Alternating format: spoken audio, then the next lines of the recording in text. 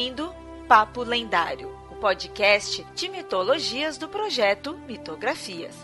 Quer conhecer sobre mitos, lendas, folclore e muito mais? Acesse mitografias.com.br.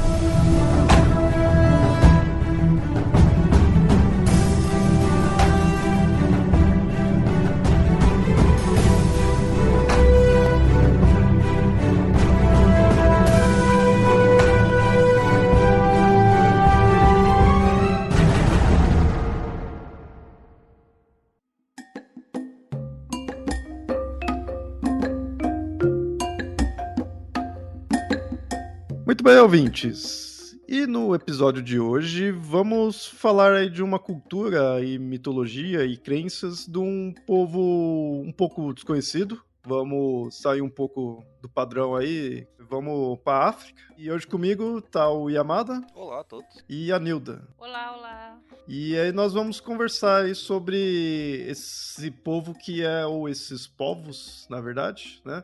Que é dos Khoisan, ou Khoisan, dá para falar das duas formas. Falar um pouquinho primeiro aí da pauta, da criação dessa pauta. Inclusive, ouvinte, eu gosto às vezes assim de mostrar para vocês como foi, né, a criação em si da pauta, as pesquisas, os perrengues que passa. Me digam aí se vocês acham isso interessante, que é legal mostrar como que evolui de só uma ideia para todo um episódio, né? Então me diga aí se vocês acham isso interessante, mas algumas aí que tem uma certa evolução, eu acho legal a gente mostrar para vocês. Essa pauta, até inclusive, ela começou com o objetivo da gente falar de alguma mitologia africana que fosse diferente da egípcia ou da iorubá, porque dessas que a gente já citou aí outras vezes. Então, a escolha dessa mitologia em si foi um pouco aleatória, mas foi interessante que com o tempo eu fui descobrindo cada vez mais sobre os povos relacionados a essa cultura, e aí deu para ver a importância e complexidade que eles têm. No final do episódio, a gente faz considerações aí das características dos mitos, os deuses e a cultura em si deles, mas já de cara, logo comecei a pesquisar, deu para perceber o quanto foi difícil fazer a pesquisa em si. Primeiro que a gente encontra pouca coisa dos personagens, tanto que a gente vê livros de mitologia e cultura grega, nórdica e egípcia, mas quando a gente vê algo relacionado aos povos aqui que a gente vai citar aí nesse episódio, ou outros aí que é da África, né, a gente vê apenas sim livros relacionados à África como um todo, né? Ou então, assim, em livros de mitologia geral, a gente encontra um pouquinho de uma cultura, assim, dessas, né? Então, um livro que rode o mundo todo, né? Vai Europa, África, Oceania, Ásia, tudo. A gente vai encontrar uma página ou duas dessa cultura, né? De uma cultura africana ali. A gente não tem... Tipo, a gente tem livros focados em mitologia grega, focado em cultura e mitologia nórdica, né? Egípcio, tudo assim. Mas a gente, quando vai ter algo de África, quando é focado na África, é focado na África. Não é focado em alguma cultura específica da África, excetuando quando é Egito, que aí se encontra, ou então quando é Iorubá, que aí por questões religiosas, né, eu acho que é muito voltado a isso, questão religiosa, você até encontra voltados para Iorubá, mas ainda assim é mais fácil encontrar voltados para Umbanda e Candomblé, que não é Iorubá, mas está relacionado, né? Agora, culturas que são da África, que não é egípcia nem Iorubá, é difícil você... Assim, na verdade, eu nunca encontrei um livro específico de alguma cultura. Você encontra eles quando é sobre a África, né? A África como um todo. Existem alguns livros não mais publicados ou publicados só lá fora sobre um ou outro povo, mas muitos deles são aqueles livros que coletaram curiosidades daquele povo no final do século XIX, início do século XX, quando a antropologia estava começando como uma especialidade, né, acadêmica, e muito dela com uma visão extremamente europeia da coisa. Vamos falar sobre esse povo exótico aqui, e nisso com um monte de deduções sobre o povo, que, né, bem no início você não pegava para saber, não havia uma convivência com o povo. O europeu chegava lá, ele via e ele interpretava o que ele estava vendo segundo a cultura dele. Então, às vezes, você encontra algumas coisas, mas nenhuma delas confiáveis. E o problema é que isso ferra as pesquisas atuais, porque muitas vezes o que sobra é isso, é essas coisas que o antropólogo, o pessoal, né, que foi até lá estudar e interpretou de forma errada e aí a gente fica nisso, né? Principalmente que, assim, por mais que a gente tenha culturas e mitologias antigas, gregas, celtas, assim, que também corre risco de ter uma interpretação errada e que são outras culturas, por mais que esteja próximo, é mais próximo de nós. Então, é mais fácil e teve muito mais tempo, principalmente grego. Grego é o principal nesse ponto, né? Teve muito mais tempo de analisar e reanalisar. E, querendo ou não, a gente veio mais direto dessa cultura, então a gente faz uma ligação mais próxima.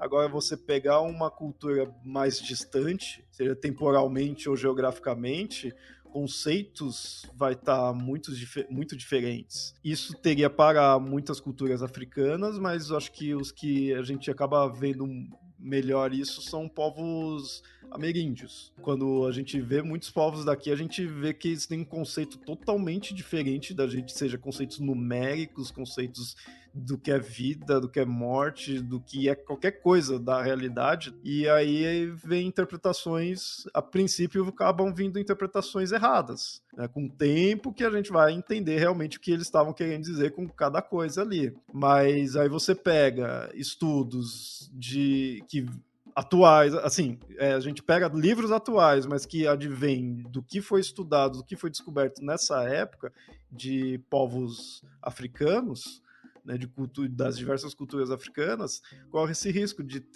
lá no início, ter sido mal interpretado. E depois, com toda a colonização, boa parte dessa cultura se perdeu, você não tem como recuperar. A antropologia mudou com o tempo, não é mais assim que a maior parte dos antropólogos age, mas o que se perdeu, se perdeu. Quando questões arqueológicas, a gente pode ir para para um Mesopotâmio, para uma coisa assim, um egípcio, e olha, a gente encontrou outras coisas aqui, então talvez aquilo que a gente achava não era bem isso, era tal coisa, aí vai, né, evoluindo. Mas alguns aí estão se acabando e não tem mais, e nem toda a cultura deixa tantos requisitos assim, né?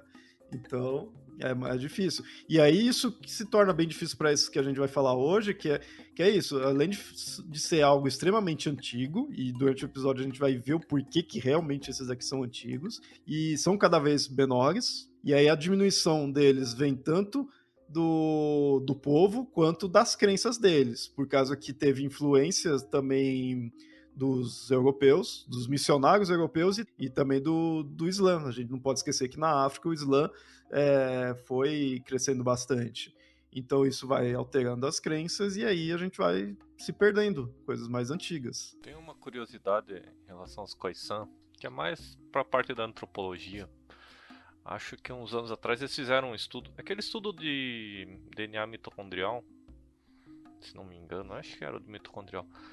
E eles perceberam que os Khoisan são os mais que possuem a maior quantidade de variedade de DNA mitocondrial. E para quem já assistiu algumas lives do Átila, tudo explicando sobre as variedades de coronavírus, essas coisas, ele explica que quando um ser tem muita variedade, quer dizer que ele está mais próximo da origem. Então, se os Khoisan têm uma grande quantidade de variedades de material genético mitocondrial que perfaz o material genético de quase toda a humanidade, provavelmente esse povo está muito mais próximo do Homo sapiens moderno do que qualquer outro povo ou da África, ou até mesmo do planeta Terra inteiro. Exato. Por isso que eles são considerados, até atualmente aí, eles são considerados o povo mais próximo do nosso antepassado, assim, né? Você pegar anterior ao Homo sapiens, eles seriam os mais próximos ali. De certa forma, acaba sendo tipo, os mais antigos, né, em si, ali, que se manteve. Isso que eu falei, né? Porque é uma cultura extremamente antiga, então muito vai se perdendo, vai se alterando. E aí você vê, é um povo que talvez aí o ouvinte nem tenha escutado mesmo, não tem problema não ter escutado esse nome, porque realmente, né, como eu falei, não tem tantas fontes em si, mas no fundo eles são extremamente importantes. né? É o mais perto do elo perdido, né? Já que o pessoal fica usando esse termo aí de elo perdido. É que tem uma coisa que às vezes a gente não se toca, não se dá conta, ou não sabe mesmo que não aprende, é que a raça humana, ela se miscigenou com outras durante né, sua grande migração da África e tudo. Que aí os que a gente mais lembra são na Europa os Neandertais, mas na Ásia também teve, se não me engano, um povo chamado Denisova, alguma coisa assim, que Denisovanos. dizem que é o que dá essa característica do olho um pouco mais puxado para chineses, japoneses e tudo mais. E esse povo seria o mais próximo do Homo sapiens sapiens, né, inicial, o menos misturado. Não que não tenha mistura, mas o menos misturado com todos. Se for seguindo ali na linha, né, genealógica ali na árvore, você em algum momento vai filtrar tudo e vai chegar nos que atualmente, indo de uma forma mais direta, foi os coisanos, né? Porque a gente tem que lembrar que não é que a gente veio deles, né? Porque tá aí tudo, não vamos considerar aquele conceito de evolução. Em linha reta, não, né? Não tem isso de evolução em linha reta, gente, pelo amor de Deus. Provavelmente eles são primos dos povos que deram origem aos seres humanos modernos. É assim, primos assim quase de primeiro grau. Então é uma coisa importante ali de forma histórica aí para a evolução, né, humana ali em questão de espécie mesmo. E então eu acho interessante falar deles. E coincidentemente caiu isso, porque quando eu comecei a estudar eles eu não sabia disso. Eu sabia que teria um povo assim tudo, mas deu sorte do primeira vez que eu quis focar em alguma cultura específica ali da África, né, 600 que a gente já falava antes, aí foi esses, né? Mas lembrando que, assim, Khoisan não é um único povo, né? São, no mínimo, 2 povos, que daqui a pouquinho a gente entra nisso, que também se separam em outros povos e tribos, né? Então é bem plural. Só para também situar aí o ouvinte, esses povos, né, eles ficam na região da Namíbia, ali, sendo no sudoeste da África. E aí tá ali há muito tempo, desde o Paleolítico. Eles estão ali, só que o território tá diminuindo. Inicialmente começou a diminuir por causa dos povos bantus e depois por causa aí quando veio os europeus, né? Que é aí que diminuiu mais ainda. Pra você ter noção, ouvinte, se você pegar às vezes alguns mapas da África, você vai ver que os bantu, eles pegam uma boa parte ali da África, do corpo em si da África, né, da subsaariana para baixo, ali, eles pegam boa parte daquilo. Mas aí no sudoeste, ali na pontinha, ali que é praticamente onde é a Namíbia, você vai ver que tá vazio, que não é os bantus ali, aí já são os Khoisans. Então você vê que os Khoisans foram diminuindo ali, não é só na Namíbia que eles ficam, tem outros países ali próximo, mas a Namíbia é o que mais tem. E assim, essa classificação em Khoisan, povo banto e tal, é uma classificação mais linguística, gente. Né? Isso é uma classificação que se faz muito, que é povos de línguas parecidas, que aparentam ter línguas com palavras... Quem é linguista estuda e consegue verificar aquelas grandes famílias linguísticas. Tá? A família Bantu é uma família muito grande na África e que se sabe, tem evidências de que ela veio de uma região e depois foi se expandindo, se eu não me engano, lá pelo ano 500 ou 600 depois de Cristo. Não é uma expansão razoavelmente recente. Como aconteceu quando vieram os bárbaros que, né, acabaram com o Império Romano. Os bantus meio que eles tiveram toda essa expansão pela África, mas é uma questão linguística, um pouco cultural, mas não é um povo também etnicamente todos iguais, porque é uma área enorme e em toda essa expansão você vai tendo, as pessoas vão se casando, se miscigenando, se fazendo, né, tudo, e vai mudando as coisas, porque a cultura e a humanidade, ela evolui, né, ela se mistura e sempre não fica uma coisa só. Né? Não tem aquilo, tem o original e fica só daquele jeito a vida toda. É que é bem comum essas divisões serem relacionadas à parte linguística, né? Normalmente quando você vê assim, povo ou povos tal, você também vai encontrar, tipo, língua tal. Então vai ter os Khoisans, tem as línguas, né, que muitas também é mais de uma deles. Você, por exemplo, quando a gente vai pro que é mais comum que a gente ouve falar dos indo-europeus, tem também o idioma os idiomas, né, as línguas indo-europeias. Então é comum isso, que, querendo ou não, língua vai ajudar a manter ali uma cultura em si.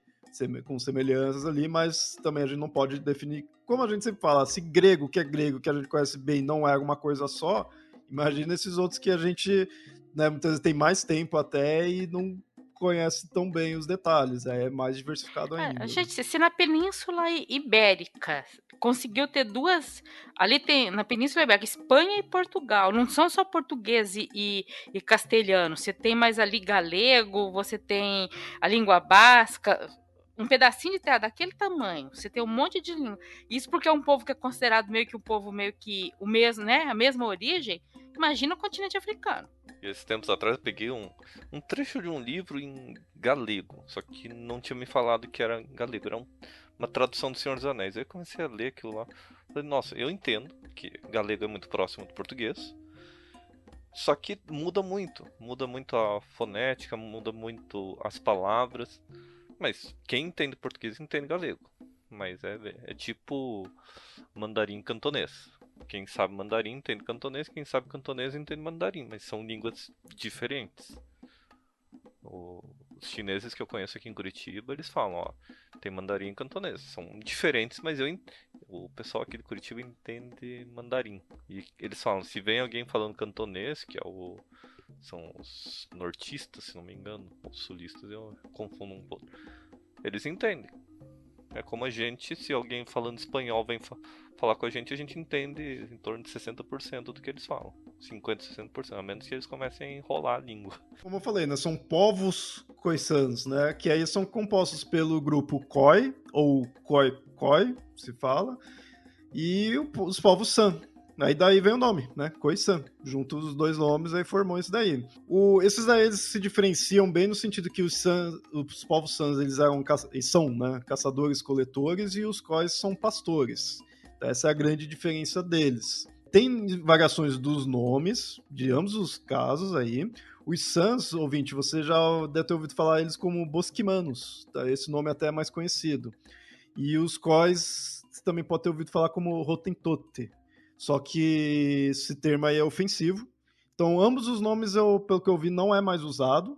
É mais Khoi e San mesmo, né? Só que, assim, esses dois grupos, como eu falei, eles já se dividem em outros subgrupos. E, além disso daí, é comum você encontrar outros nomes, por causa que também depende de como que se divide eles. Então, dividir como Khois e como Sans é mais comum, que aí vai muito dessa questão de um é caçador e outro é pastor, mas também tem outras divisões. E dentro dessas divisões vai ter outras divisões, e até chegar em níveis tribais mesmo, sabe? Daquele grupo, principalmente dos Sans, que é caçador-coletor, então se movimenta mais ali, né? Não fica tão fixo num local. Então, tipo, aquele grupo, daquelas pessoas ali, grupo pequeno, vai ter algumas características que já é diferente de um outro, que quando você vai engrupar tudo, é tudo povos Sans. E aí é tudo Khoisans, né? Então, só que assim, você consegue agrupar tudo num só? Consegue, mas aí quando você vai ver os detalhes, vai ter diferenças variações na língua e diferenças nos mitos, que é o que a gente vai ver mais pra frente. As línguas, até, é interessante falar que não tem como falar dos Khoisans sem citar a questão da língua deles, que é considerada uma das línguas mais complexas do mundo e que é marcada por ter a presença de cliques. Isso deixa ela bem, bem complexa, tanto é que praticamente todos os personagens que a gente vai falar aí, míticos, tem a questão dos cliques, mas eu já aviso que eu não vou falar, porque eu não vou conseguir pronunciar aquilo. Eu tô tentando fazer umas aulinhas dessas línguas, mas é difícil de acostumar. Digamos, ouvintes, que se nomes da mitologia asteca e maia, aqueles deuses já são ruins de falar, esses aqui a gente nem se atreve. E é dito que essa questão dos cliques está relacionado com esse conceito deles serem um povo antigo, né, no sentido de que veio diretamente aí dos nossos ancestrais, que então trariam esses conceitos de comunicação mais, vou dizer mais primitivos, mas não menosprezando, e sim dizer que são conceitos mais primitivos, né, mais primordiais da comunicação. Que, querendo ou não, quando você para pensar, é até verdade. Pô, se a gente consegue fazer cliques, por que a gente não se comunica com eles, né? Por que a gente não usava, né? E, na verdade, sim, se usava e, na verdade, até se usa ainda. Vai saber lá por que não tem mais, né, em outros locais. mas é algo, não vou nem dizer primitivo, né? Vou dizer primordial, que fica mais óbvio de ser essa coisa anterior, né? Dos primeiros seres. Aproveitando sobre os cliques, tem uma característica bem importante. Todo mundo aqui fica ou irritado, ou por menor que seja o clique, você consegue ouvir ele. Até mesmo com ruído. Não sei se vocês têm essa percepção. Sabe, tem um cliquezinho tipo... Não é irritado, você consegue ouvir. E você só vai conseguir ficar meio que sossegado quando descobrir a origem desse clique. Tipo um gotejar no banheiro. Porque o nosso ouvido ele é tão adaptado para os cliques, porque era a nossa primeira forma de comunicação, que ainda sobrou na gente. Então, os cliques, a gente consegue ouvir com muito mais perfeição do que a própria voz humana. Por exemplo, certeza que alguém aqui já deixou a torneira pingando, ou alguma coisa batendo, ou alguma frequência bem baixa na geladeira, tipo um girinho quebrando que vai fazer um clique, e você ouve de longe. Você vai estar do outro lado da tua casa, você vai estar ouvindo. Se você estiver tentando dormir, você só vai conseguir ou dormir ou alguma coisa assim, depois cessar aquele barulho, ou pelo menos descobrir a origem dele. Ou seja, mostra bem que é algo bom para se comunicar. Porque seja lá o que tá fazendo esse barulho, ele tá se comunicando com você tá percebendo ele, né? Então você vê que é algo útil. Como comunicação seria útil, sim. Né? Só que, assim, basicamente, são 4 cliques. E eu vou deixar aí o link porque eu ainda tô penando um pouco para entender a diferença de alguns, assim. Tipo, eu vejo a pessoa falando, ensinando, né, isso aí, eu vejo que é diferente, mas tá, qual que é a diferença? Como que eu reproduzo a diferença, sabe?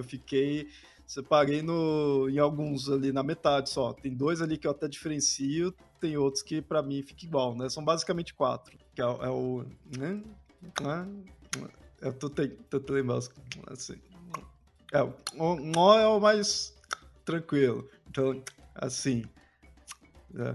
Tem outro que acho que tem outro que eu não sei se é esse daqui.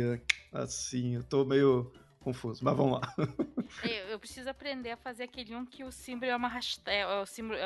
É a cerquilha, né? Que usa como hashtag. Que aí, quando ao invés de falar hashtag, eu vou falar aquilo lá. Aí... Então, vocês viram o vídeo da aula? Vocês chegaram a ver? Sim. Então, ali os 2 primeiros eu tô mais ok, que um é o assim, que é no início aqui no date, né, na ponta, e o outro é o, né? Agora, os outros que eu tô meio na dúvida. Um acho que é o assim, e outro, não sei, eu tô confundindo um pouco. E se isso daqui for pro ar, o ouvinte vai ficar confuso também, porque tá só os bagulhos aqui. Vamos ter que entrar no site e clicar no link. E até quando você encontra as palavras aí, você vê os... Até eu fiquei fudido com o Google, que no Google parece que não tem essas traduções para isso daí. Mas às vezes quando você encontra em textos, você vai ver. Um é uma barra, eu não sei até, eu não tenho certeza se isso acaba sendo universal, mas eu acho que é. A questão de um clique é uma barra, aí tem outro que são 2 barras, aí outro acho que é uma exclamação e outro é a cerquilha, né? Quem não conhece, né? A cerquilha é a hashtag. Então, como símbolo, na questão de escrita, já é também definido ali. E aí você vai ver, a palavra normalmente começa, né, com aquilo lá, ou tem na metade. A maioria eu vi isso, ou é no começo ou é meio que na metade da palavra. Em alguns casos também é 2... Agora esqueci o nome do símbolo. 2 pipe, que é 2 tracinho reto.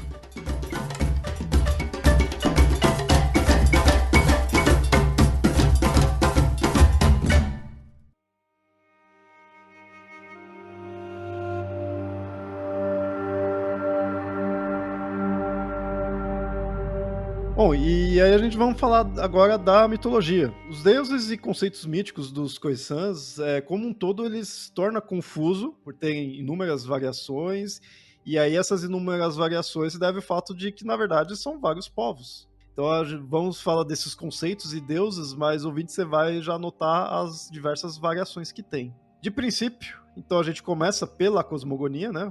A gente começa pelo começo mesmo, que é pela criação. E um dos mitos de criação deles é dito, isso eu achei interessante, que pesquisando esse mito não ficou citando nomes em si, mas falou sobre a criação em si. É dito que as espécies elas estavam tudo confundidas e as partes do corpo foi distribuída meio que aleatória, né, pelo criador, e aí foi misturando ali. Então nasciam os diferentes animais, tudo misturado, tipo, não tava algo ordenado como é hoje. E aí esses animais foram reencarnando, cada vez reencarnava em formas diferentes. E aí, com o tempo que aí eles foram assumindo os formatos que tem hoje, e aí sim foi assumindo a identidade que tinha pelo formato ali e aí pelo nome deles. Então, tipo, no começo era algo pra gente seria estranho, né? Meio disforme, com o tempo foi reencarnando e aí ele se tornou algo que a gente chamaria hoje do cavalo. O outro foi se tornando algo semelhante ao camelo, seria assim. E aí foi seguindo pelo nome. Eles têm a própria teoria da evolução deles, né? Você vê que teve um progresso, né?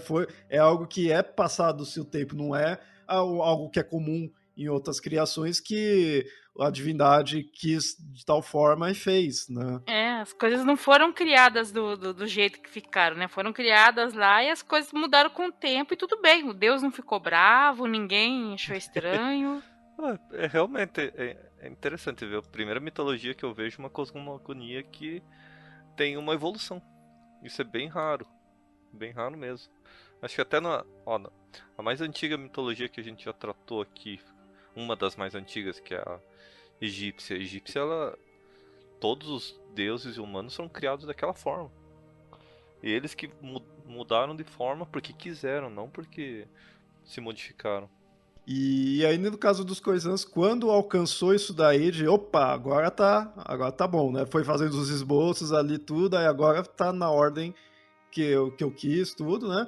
E aí o criador já não ficou mais agindo tanto. O papel dele era bem esse mesmo, ele só criar, e aí ele ficou ali no céu, olhando ali, mas estava distante daqui dos assuntos aqui da Terra. Teve outra divindade que aí sim tinha o papel para cuidar de toda essa criação. E só que até quando eu pesquisei é dito que dizem que ele é estúpido porque ele continua cometendo erros, né? Já estava ali toda a criação, mas ele não soube cuidar muito bem. E o principal erro dele é que as pessoas continuam morrendo. E não deveria.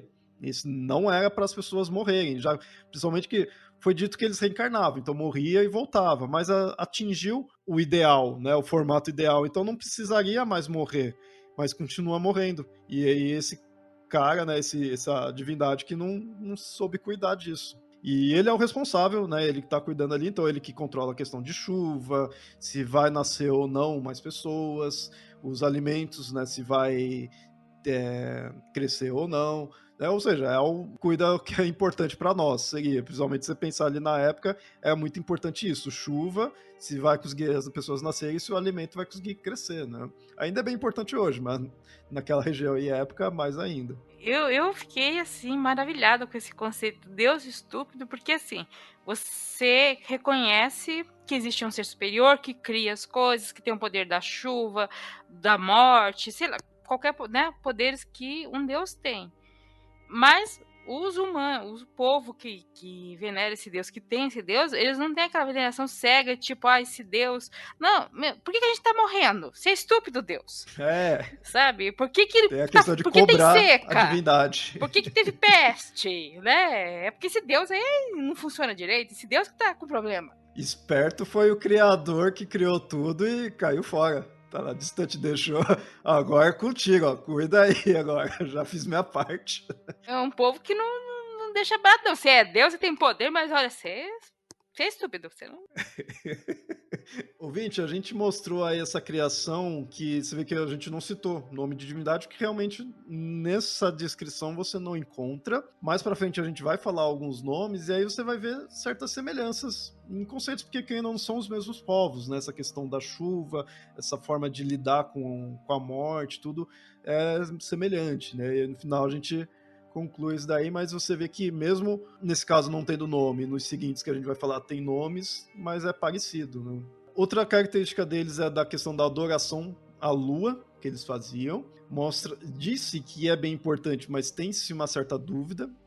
tem a ideia de que essa ideia deles adorarem a Lua é má interpretação dos europeus, mas assim, a gente encontra algumas narrativas que dão um valor ali para a Lua, mas em questão de chegar a adorar ela em si, pode ter sido o europeu que entendeu errado. Outra característica é a relação com fantasmas, que é dito que eles acreditavam em fantasmas, mas não no poder dos ancestrais. Tem espíritos mortos que se envolviam em rituais de cura, mas isso também varia de povo para povo, mas não tem tanto aquela adoração para ancestrais. Isso para um povo africano é algo tanto quanto singular. Nessa coisa de você ter um espírito, o espírito te ajuda, mas não necessariamente é um espírito ligado aos seus antepassados ou coisas assim, por fugir de uma narrativa, né, que a gente costuma, é muito comum aqui no Ocidente, muito comum na África, inclusive. Mas você vê a singularidade do povo, né? Quer dizer, dá para você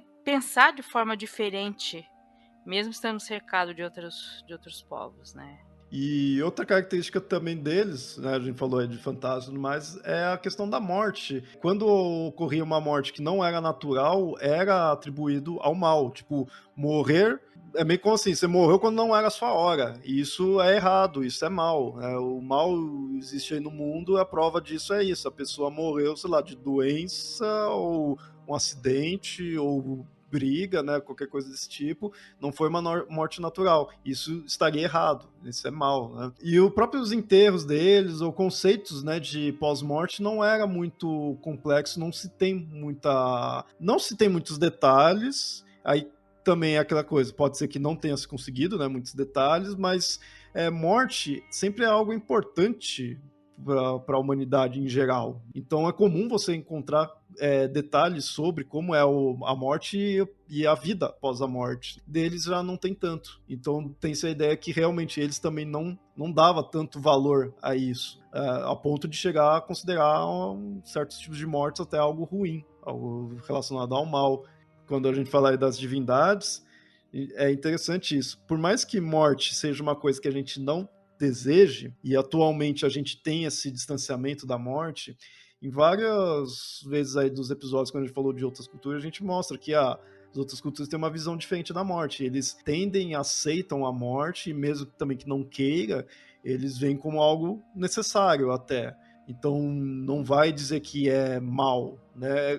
Nós mesmos, assim, o próprio assim, católico aqui ocidental atual, por mais que não queira que o parente morra, a gente sabe que é algo divino ali, natural, né? A questão do conceito da divindade mesmo. A gente não vai falar que é o demônio que matou, né? A gente não vai atribuir ao mal. Então a gente aceita esse conceito, pelo menos numa forma mais coletiva. Existe o que a gente chama de curso natural da vida, né? Que a gente entende que ele vai acontecer. E uma morte que ocorre fora disso que a gente entende como curso natural da vida, a gente estranha mesmo. Fica esses conceitos meio diferentes, mas como é meio escasso assim, é meio difícil de dizer, né? Como que fica. Mas é interessante ver essas particularidades.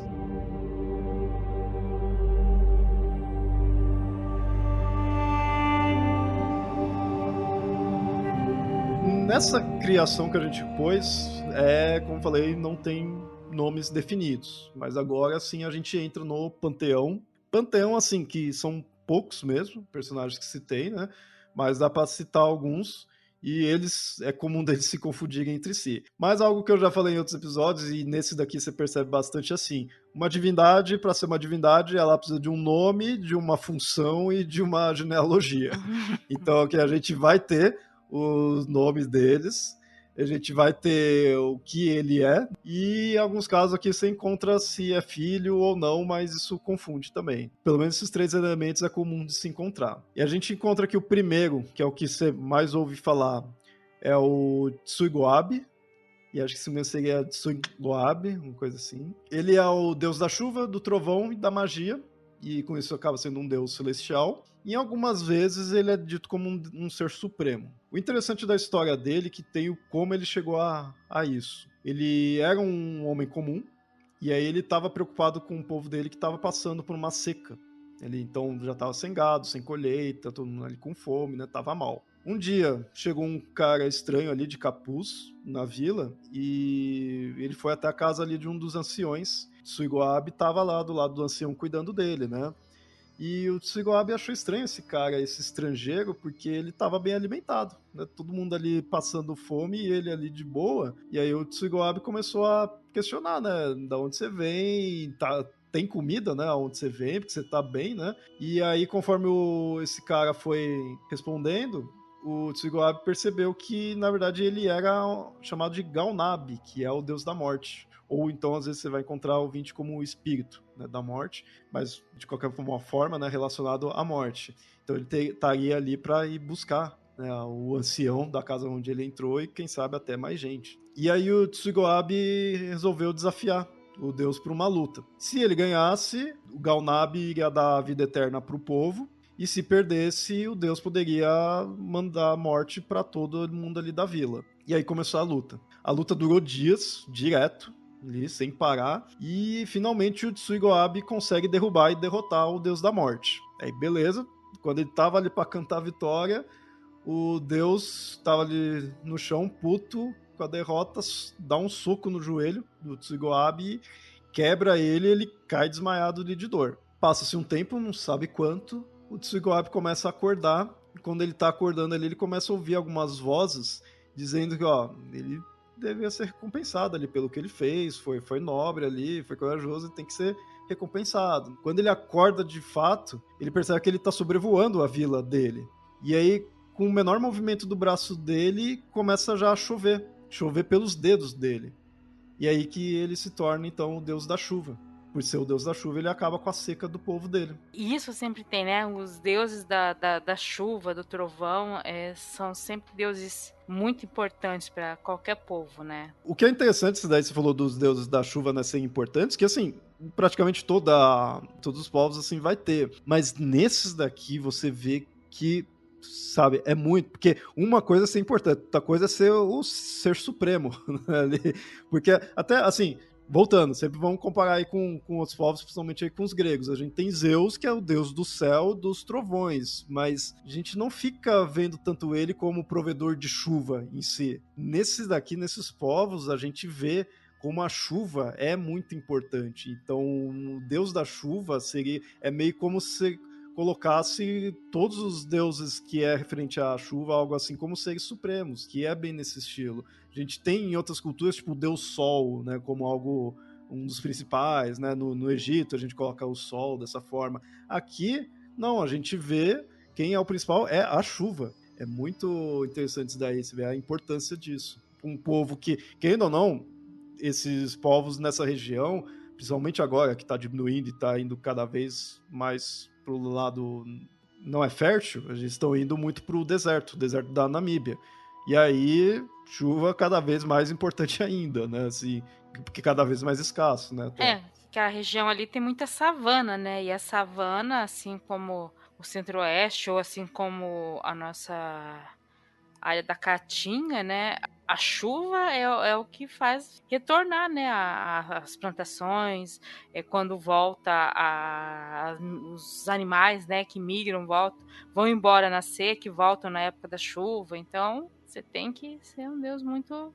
É o que faz o ciclo da vida girar ali. Uma coisa muito interessante nessa história é o deus da morte ser uma pessoa, digamos assim, que bem alimentada, com boa aparência, né? Não é aquele ser esquelético, aquele ser feio e misterioso. Não, é uma pessoa de bem, né? Sim, apresentável. É um outro arquétipo de morte, essa aí. O interessante foi o que aconteceu depois aí com o Tsuigo-Abe, que ele... Assim, essa luta ficou meio assim, né? Ele ganhou ou não ganhou? Porque ele acabou virando ali a divindade, salvou o povo, e tinha derrotado, mas levou um socão no joelho, né? Caiu ali de dor. E com isso mesmo, como uma divindade, ele se tornou manco. Isso é interessante, sabe? Que lá ficou marcado nele. Mas, pelo menos manco, mas com um puta poder aí de alimentar aí o povo dele. Tem outra coisa que muitos povos têm, apesar que às vezes quando a gente estuda, a gente lê sobre, a gente vê uma menção bem pequena e tal, mas você tem de humanos que fizeram grandes feitos, que se tornaram reis, dependendo do caso, se tornaram reis importantes, virarem depois Deus. Um Deus, nesse caso um Deus supremo, mas é muito comum vários povos transformarem alguém muito importante, que fez algo extremo, né, nesse caso, derrotar a morte, ou pelo menos chegar num ponto que a morte não tinha mais como derrotá-lo, né, e ela teve que apelar com um golpe baixo para não sair tão mal assim dessa luta, né. Então você tem isso de você transformar em Deus essas pessoas. Ou não ter o menor pudor de colocar um ser humano comum virando Deus depois e colocar isso na mitologia deles, né? Não tem esse preconceito de que o Deus tem que ter origem divina, filho de uma deusa, né? Nada disso. E aí a gente tem um outro personagem, e agora a gente já vai ver a confusão que isso dá, que ele bate de frente com esse que a gente acabou de contar, que é o Gamab. Porque ele já é do povo da Mara, e aí esse é um dos povos Khoi, lembra que eu falei que tem povos dentro de povos, né? Então o Damara é um povo específico dos povos Khoi, e o Gamab, ele é o deus supremo, que também é um deus da chuva, do trovão, da água e das estações. Então você vê, a gente tem divindades desses domínios em outras culturas, né, culturas europeias assim, mas não necessariamente são os supremos, né? E aqui não, aqui dá ênfase nisso. Só que assim, ele é um deus supremo, mas não é da criação, que até aí comum, né, você ter um deus supremo e ter outros da criação, mas no caso dos Damara, é porque eles não acreditavam na criação. Para eles o mundo sempre existiu, não teve um começo. Isso é bem diferente, né? Não teve uma cosmogonia ali, mas tem o deus supremo ali que cuida de tudo. Ou seja, eles nunca, dificilmente seriam criacionistas, né? Então, eles não teriam isso, porque né, eles não acreditam na criação, não é criacionista. É bem interessante. E outro aspecto dele é que ele é um deus da morte também. E aí ele, no céu, ele atira flechas nas pessoas que vão morrer. E isso é bem legal, isso é bem interessante. Legal não, é que a pessoa morreu, mas isso é bem interessante. A pessoa leva uma flechada, e aí a alma dela sai pela porta da casa, pega uma estrada e vai até a vila onde o Gamab tá. E aí o Gamab é o ancião da vila. Lembra que essa coisa é bem aquele conceito tribal que a gente vê de todas as vilas tem as pessoas que é mais velha, né? Aí tem um ancião, né? E essa vila para onde a alma vai, o ancião é o próprio Gamab. Que vai recebê-lo. Interessante. É interessante isso de o paraíso pós-vida, digamos assim, ele é meio que no mesmo plano ali. Ele atira ali do céu, mas aí a pessoa morre e vai andando até chegar na vila dele. Eu não considero isso muito diferente do conceito de que, sei lá, você vai subir, vai para o céu, por a questão que cada povo usa os conceitos próprios para fazer essa passagem, né? Ou é um barco no rio, ou você pega uma asa e sobe, ou você pega uma estrada e vai parar em outra vila. Quer dizer, provavelmente para o modo de vida desse povo, para o modo deles agirem, esse seria o caminho natural de você fazer, né? Não é uma coisa tão estranha assim, tão estranha você pensar que eles possam pensar nisso. Você pensar que cada povo... Faz sentido, né? Na lógica deles. E uma curiosidade desse deus é que outras versões colocam o nome dele como Galnab, até parecido, né, com o nome Gamab, Galnab. E lembro que ele era um deus da morte também, e esse nome é o nome do deus da morte que a gente citou na narrativa anterior. Então você vê já aí as narrativas se mesclando, deixando tudo mais confuso. Um outro personagem que a gente tem aqui é o Hatesiabip, e tem algum clique em alguma parte aí do nome dele. Não saberia pronunciar. No caso, ele é considerado um herói, então a imagem dele já é de ser aquela questão de um herói mítico, mortal, apesar que ele morreu e renasceu várias vezes. Mais pra frente é dito que ele virou um deus da caça, mas a narrativa dele é focada nisso, dele ser um herói ali na Terra mesmo, né? Não algo divino no céu em si. Curioso que o nascimento dele, é dito que ele nasceu de uma vaca que comeu uma planta mágica, ou então que a mãe dele era virgem e aí engravidou quando comeu essa planta. É só nisso que você encontra a origem dele, então eu não sei se é confuso por ser realmente diferente, ou se é confuso porque faltou informação, mas a origem dele, o nascimento dele é esse. Uma vaca comendo melhor que uma vaca lambendo, mas vamos lá. Tem outros que é assim, né? E uma das histórias do Hades, ele estava viajando com um grupo de pessoas, e aí eles estavam todos sendo perseguidos por povos inimigos. Eles chegaram numa região ali com água, e aí ele pediu para que a água se abrisse, eles passassem. Conseguiram, né? A água abriu, passou com o povo dele. Quando chegou ali em segurança, a água se fechou e matou os inimigos que estavam ali também seguindo eles ali, que aproveitou isso, mas acabou se afogando. É parecido, né, com outras histórias aí em outros livros. Moisés. Então eu fiz questão de contar isso daí para o ouvinte já ver, ó, né, narrativas semelhantes aí em alguns aspectos. Essa daí eu encontrei, essa narrativa, mas ele é muito conhecido mais pela seguinte aqui, que é do qual ele destrói o monstro Gagorib. O Gagorib, ele era um monstro que ele ficava na beira de um poço, desafiando todo mundo que passava por ali, e aí a pessoa tinha que atirar uma pedra na testa desse monstro. As pessoas aceitavam e atiravam a pedra se batia na testa dele e voltava na pessoa. A pessoa acabava caindo no poço, e aí acabava morrendo, né? Esse herói, ele foi até o Gagorib, o Gagorib fez o desafio, ele recusou, falou, não quero, eu sei o que você tá planejando, não quero, e foi indo, só que aí ele chegou do lado dele, desceu a porrada na orelha dele ali, e aí mata o monstro, né? Ele cai no poço ali e morre. Aí tem outras versões que mostra que o Gagorib perseguiu ele escorregou no poço, o Gagorib foi ali, aí matou ele no poço, né? Vai variando, mas sempre aquela ideia. O herói finalmente conseguiu derrotar aquele monstro e o monstro não ia fazer mais nenhum desafio para os viajantes. Isso é bem comum. No meio da viagem ali, do percurso, da estrada, tem um monstro que desafia e acaba com o viajante, até chegar ao herói. Isso é bem comum.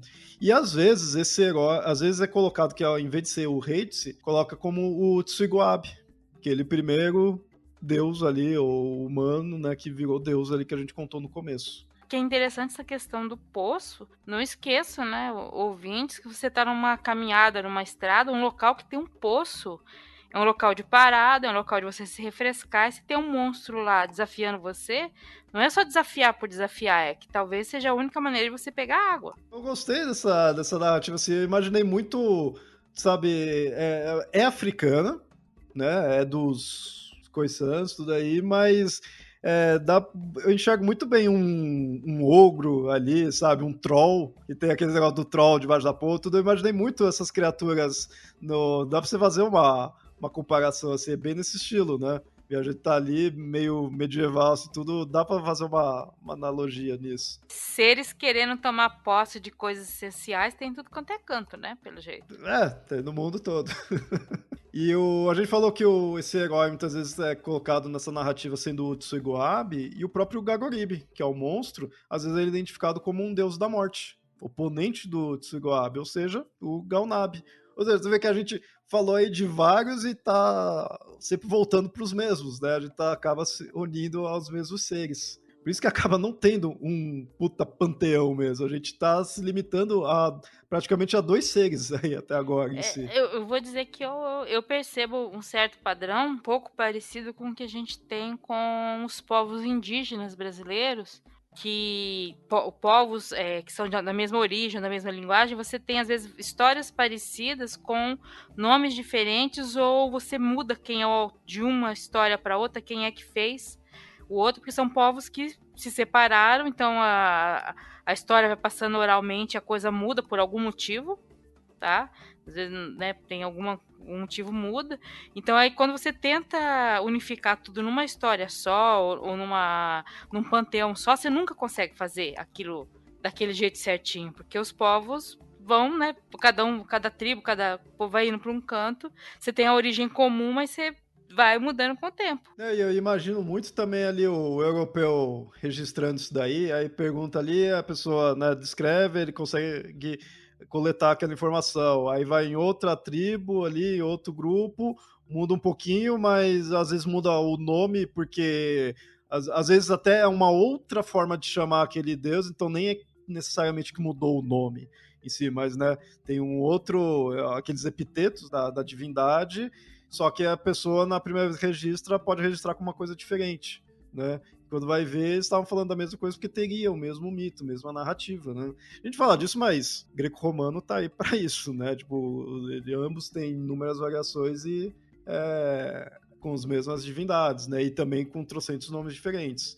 Só que, assim, dos Khoisans, você vê que tá um pouco limitado a isso porque a gente não consegue ver o que vai além, quais seriam outros personagens, né? Então se limita a isso. E querendo ou não, é comum você imaginar que se limite ao Ser Supremo, né? Porque é o principal, é o que mais vai ser falado. E aos monstros, porque o que a gente tem também de outros personagens aí são monstros. A gente tem mais 2 monstros, uma descrição breve, né? Não tem muito sobre eles, mas aí você vê também como os povos sempre vão dar ênfase em descrever os monstros, que seria você descrever os perigos. E a gente tem o Haihuri, que é um monstro que come pessoas, né? Antropofágico.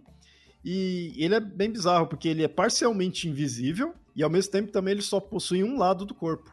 Tipo, ele tem uma perna e um braço.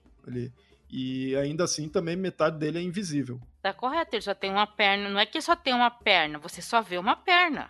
Então, eu fui pesquisar pra ver, sabe, se... Tá, peraí, é porque é invisível, porque não é, e é confuso. Não dá pra saber direito, só dá pra saber que o bagulho é esquisito mesmo. Só que acredito que apesar dele só ter, tipo, uma perna, ele corre bastante, porque ele consegue alcançar as pessoas, né, porque ele devora os seres humanos, né, então é difícil de fugir dele. Ele tem 2 pernas, viu? Posto nisso. Você tá convencida que é os 2 lados mesmo, é só meio invisível. É.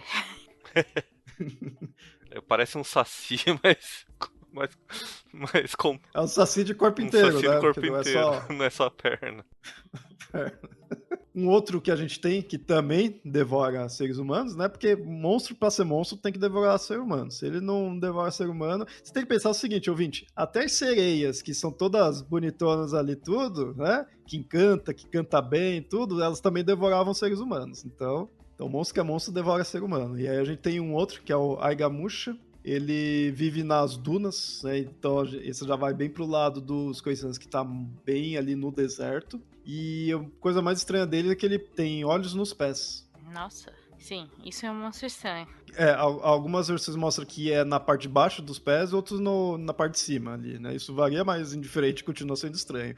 O que mostra que na parte de baixo dos pés deve ser bem ruim, porque eles moram no deserto, né? Tá com a areia no olho constantemente. Aí o bicho fica irritado mesmo, né? Tá certo. Sim. E aí até fala que ele tem que agachar para poder visualizar, né, olhar para frente e ver quem tá chegando. Então, assim, devora ser humano, mas desses acho que imagino possa ser mais fácil de escapar do que o anterior. Você tem que esperar ele abaixar tudo para poder enxergar você. Menos mal. Outra característica muito comum desses povos, e agora dos povos Khoisans, mas dos povos africanos em geral, em muitos locais da África, é a imagem dos chacais e das hienas, né? Muitos povos africanos têm narrativas relacionadas a esses 2 animais, sendo narrativas que incluem ambos, ou uma narrativa de chacais, outras de hienas, né? Assim, mas é bem presente. E os chacais também costumam ser tricksters, e no caso dos Khoisans, eles têm um herói trickster que, em alguns casos, é o herói que derrotou o Garorip, que a gente citou anteriormente, né? E também para os Khoisans é dito que os chacais que eles ficam pregando peça nas hienas. E aí eu fiquei pensando, será que é comum ter embate de hiena e chacal? Eu nunca fui para África, né? Não sei. Nunca vi um chacal, nem uma hiena na minha frente, né? Tanto a hiena como o chacal, eles ocupam o mesmo ninho, então nicho alimentar. Só que eles não são tão caçadores assim, eles são mais espreitadores e oportunistas. Então, acho que um tenta ficar roubando do outro. Então, provavelmente na observação eles associaram os 2 como características parecidas. Por mais que algumas vezes algumas hienas, quando se aglomeram em grupos, eles arrisquem uma caçada, mas quando eles estão sozinhos, eles são mais oportunistas do que caçadores. O chacal ele é menor que a hiena, então ele vai ficar muito mais interessado numa chance de roubar uma comida do que de caçar.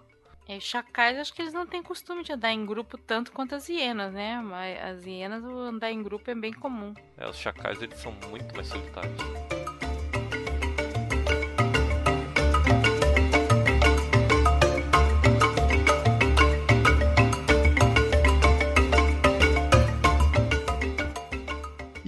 aí um outro personagem, e agora a gente já vê que a gente sai não, mas a gente fica mais específico, porque agora a gente vai falar do Deus Supremo dos Povos San. Porque todos esses que a gente falou, não que fosse exclusivamente dos Khoi, né?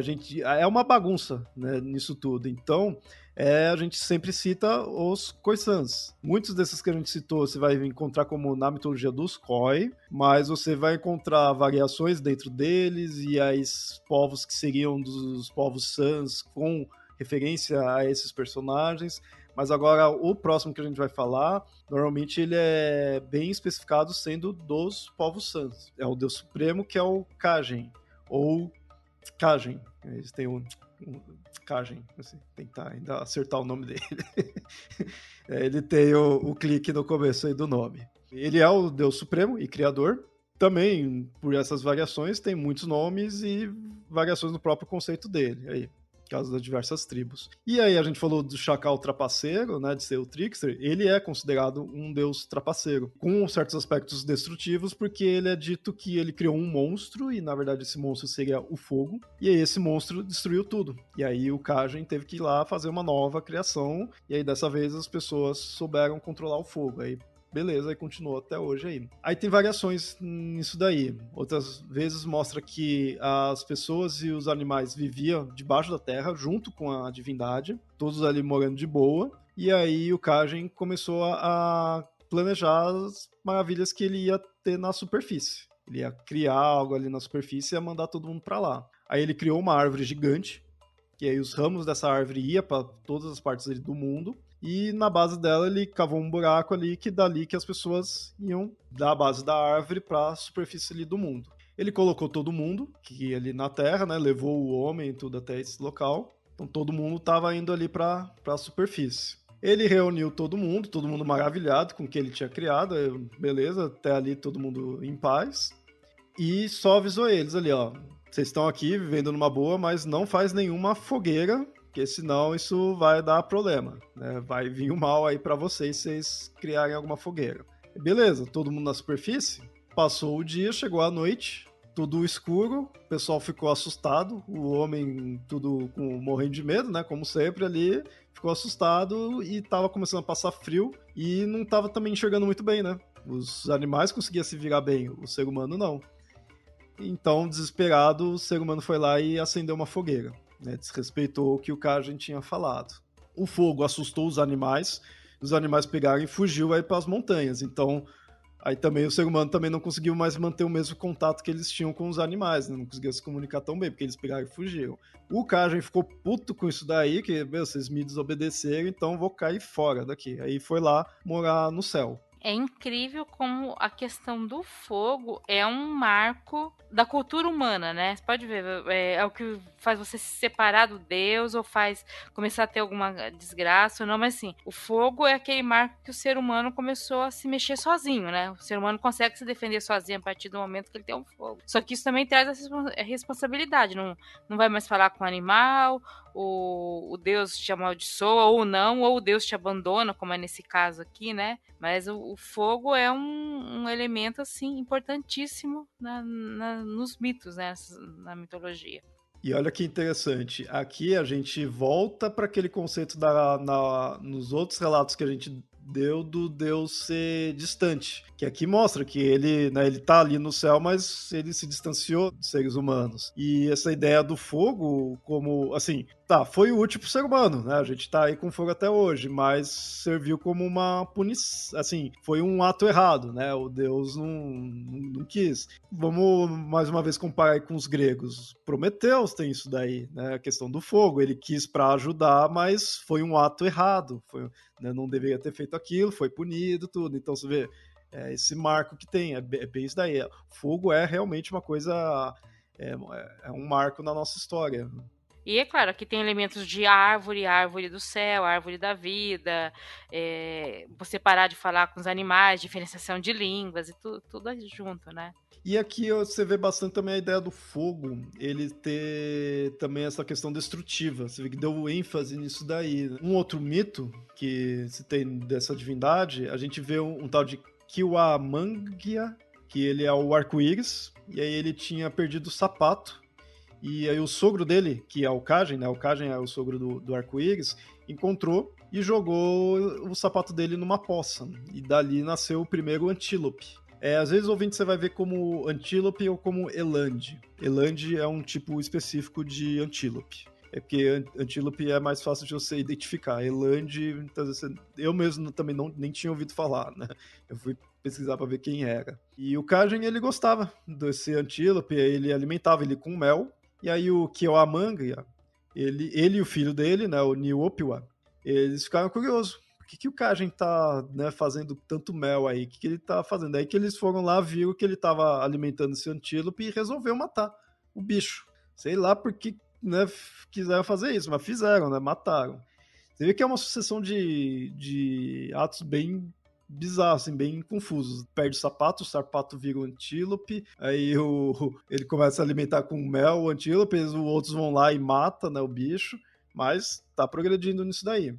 O Kajen ficou mal pra caramba com a morte do antílope. Ele gostava muito dele. E aí ele pega a vesícula desse animal e perfura. Disso sai as trevas. E aí, com as trevas, cobre o mundo.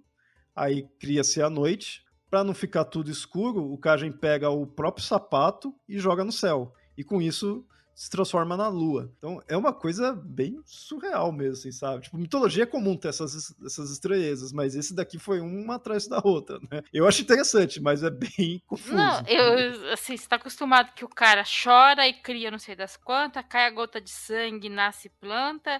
Agora, jogar sapato é realmente...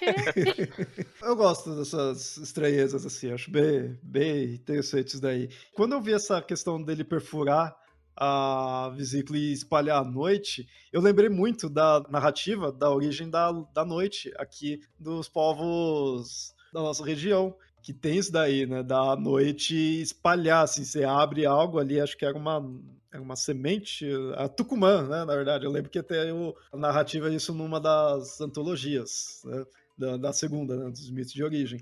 A origem da noite é disso. E para mim foi a mesma imagem, assim, sabe? Você vê a noite como, sei lá, eu sempre vejo como algo, tipo um fluido mesmo, né? Um líquido, assim, espalhando e dominando tudo. Eu acho bem interessante isso, da noite ser algo que vai percorrendo e vai escurecendo tudo. Acho bem legal isso. E tem uma variação disso daí que mostra que, na verdade, a noite, né, as trevas, quando ele perfurou, atingiu os olhos dele. Aí ele, né, ficou cego ali, deixou tudo escuro e também foi para os olhos dele. E aí, para limpar, ele pegou uma pena de avestruz, limpou os olhos e jogou ela para o céu. Aí a pena que se tornou a lua. Então você vê que só muda o item, mas é sempre a mesma ideia, né? Nasce a noite e logo em seguida vem a lua. E o antílope, que a gente tinha citado, ele de ser um animal preferido dele, ele é considerado um animal sagrado para esses povos, é bem importante. Tem muitos, né, rituais ali, rituais de passagem para homem e para mulher, está relacionado ao antílope. Os xamãs utilizam-se muito desse animal. É aquela coisa clássica, né? Tá o animal sempre ali, próximo daquele povo, então vai ter a importância. O ouvinte procura a imagem do eland, porque assim, é um animal imponente e é grande, viu? É praticamente um boi de grande o bicho, né? Então, provavelmente, se você caça um bicho desse, alimenta muita gente por um bom tempo. E outro animal que era bem importante, e às vezes até colocado como uma forma dessa divindade, não só forma como nome, é o louva-a-Deus. É dito às vezes que o Kajen fica na forma de louva-a-Deus e um dos nomes... É que aqui, essas pesquisas foram feitas muito em outras línguas, então aqui eu não encontrei nenhum momento em português chamando ele de louva-a-Deus. Mas você encontra outros nomes de louva-a-Deus, né, em outras línguas, se referindo a essa divindade. E outro elemento que a gente falou, né, inicialmente dos Khoisans em geral dá valor para a Lua, né? E a gente tem aí algumas narrativas referente à Lua, tanto que a gente viu aí do sapato dele, ou a pena, né, que se tornou a Lua. É dito que talvez dessas narrativas que venha a ser essa ideia deles adorarem a Lua, mas é aquela coisa, pode ser uma interpretação, porque uma coisa é você ter a origem da lua ali relacionada à divindade, outra coisa é você adorar ela, né? São coisas distintas. Então, o erro pode estar nisso, né, dito. Mas uma outra questão referente à Lua é que ela é um ser que morre e renasce. E aí ela queria que os seres humanos também fossem assim. Porém, aí teve um humano que em forma de lebre, eu acho muito legal esses contos mais primordiais mesmo, que coloca é o animal e é um humano e ok, sabe? É um realismo fantástico, assim, sabe? Tipo, é desse jeito e acabou e ok, sabe? Eu acho muito legal isso. Não tem que ficar se questionando. E aí esse humano que era em formato de lebre, chorou porque tava chorando porque a mãe dele tinha morrido. E aí a Lua falou: Meu, calma, vai voltar. Morreu, mas volta, que nem eu, morre, renasce. Mas aí a lebre tava, não, morreu, sabe? Tava desesperado. Até que a Lua ficou puto com isso, sabe? Ela se zangou, deu uma porrada na lebre. E aí, por isso que eles têm aquela marca no lábio, né, que seria a cicatriz dessa porrada. E aí ela amaldiçoou. Então, beleza, se tá chorando tanto, não vou te ajudar, não. Vai morrer mesmo. E aí por isso que a gente morre e morre mesmo. Aí tem uma outra versão que diz que a Lua, ela queria, né, manter dessa forma também, as pessoas morressem e morrem e renascem. E ela enviou um inseto para a Terra para dar para os humanos essa mensagem, que assim como ela, quem morresse iria renascer. Aí uma lebre alcançou ali o inseto e ofereceu para mandar essa mensagem. Falou, eu sou mais rápido, então deixa comigo. Só que aí a lebre se enganou e mandou a mensagem errada, meio que oposta até. E aí falando, da mesma forma que a Lua morreu, vocês também vão morrer. Ficou nisso a mensagem. E aí, por isso que a gente morre. Né? Então, das duas formas é mostrando essa ideia do porquê que o ser humano morre e deveria voltar, mas não volta. Achei interessante essa ligação da lua com a lebre, porque alguns povos dizem que aquela mancha que você vê na lua, né, à noite, é um coelho ou uma lebre. Não sei se entre os San e os Khoi tem essa ideia também. Tem alguns povos, acho que é orientais, que fala que é uma lebre, se me engano, né? Uhum, sim, por isso que eu não estranhei. Eu não estranhei essa relação da lua tá conversando com a lebre, porque eu achei que tivesse alguma relação. Mas não, a história não mexe com isso. No Japão tem a lenda de que existem coelhos vivendo na lua e fabricam moti por causa da forma do coelho que tem na lua. As crateras mais escuras formam um coelhinho sentado lá. Na China tem um boi que fabrica um bolo. Acho que é bolo da lua ou pão da lua, alguma coisa assim. O bolo da lua é verdade. A gente falou isso no dia horóscopo oriental. E Citou isso daí. dizem que esse bolo pode curar várias doenças.